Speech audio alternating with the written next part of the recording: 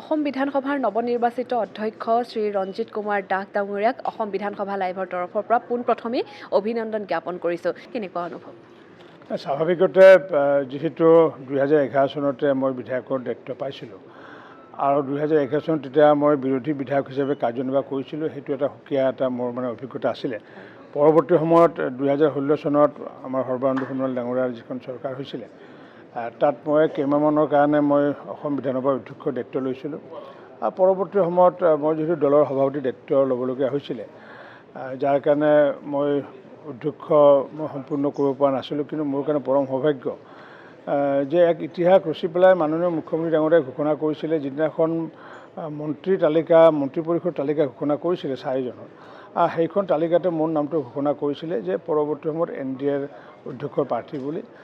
গতিকে নিশ্চিত ওপৰত ভাল লাগিছিলে, কাৰণ কিয় অসম বিধানসভাত দুবাৰকৈ প্ৰতিনিধিত্ব কৰা অধ্যক্ষ কোনো দায়িত্ব পোৱা নাই।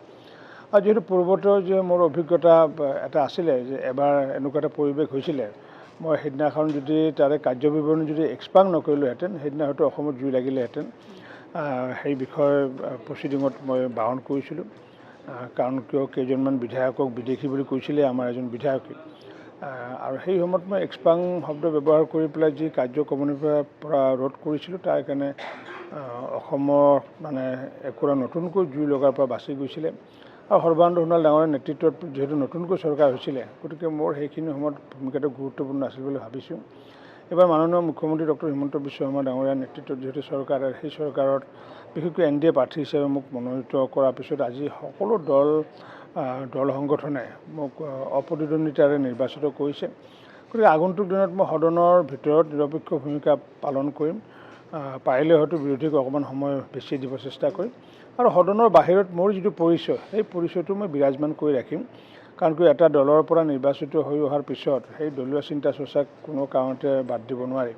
গতিকে সদনৰ ভিতৰত নিৰপেক্ষ থাকিব আৰু সদনৰ বাহিৰত মোৰ যি দলীয় চিন্তা চৰ্চা, সেই চিন্তা চৰ্চাৰে মই লালিত পালিত আগন্তুক দিনত হৈ গৈ থাকিম। এবাৰ দ্বিতীয়বাৰৰ বাবে যিহেতু অসম বিধানসভাৰ অধ্যক্ষ হৈ আহিছে, অসম বিধানসভাৰ চৌহদটোক লৈ বা অসম বিধানসভাখনক লৈ আপোনাৰ কিবা নতুন সপোন, কিবা পৰিকল্পনা আছে নেকি? আগতে যিহেতু দায়িত্ব গ্ৰহণ কৰিছোঁ, গতিকে এতিয়া মই বিতংকৈ ক'ব নোৱাৰিম। কিন্তু মই একাষাৰ কথা ক'ব পাৰিম, মিতব্যয়ৰে যাতে আমি আগন্তুক দিনত সদন যাতে চলাব পাৰোঁ, তাৰ কাৰণে প্ৰচেষ্টা চলাম। আৰু সেইটো প্ৰক্ৰিয়া ইতিমধ্যে মই আজিৰ পৰা আৰম্ভ কৰিছোঁ। কাৰণ কিয় যিহেতু প্ৰধানমন্ত্ৰী নৰেন্দ্ৰ মোদী ডাঙৰীয়াই আহ্বান জনাইছে যে মূল্যবৃদ্ধিৰ সময়ত সমগ্ৰ বিশ্বতে এক সংকটকালীন পৰিৱেশ আহু অৱস্থা, গতিকে যাতে অত্যাধিক ব্যয় যাতে নহয়, এই ক্ষেত্ৰত মই সচেতন হ'ম। আৰু তাৰ কাৰণে প্ৰক্ৰিয়া ইতিমধ্যে আজিৰ পৰা আৰম্ভ কৰিছোঁ। বাকী বিতংকৈ মই কিছুদিন পিছতহে ক'ব পাৰিম। হয়, বহুত ধন্যবাদ। আপোনাক পুনৰবাৰ অভিনন্দন জ্ঞাপন কৰিছোঁ।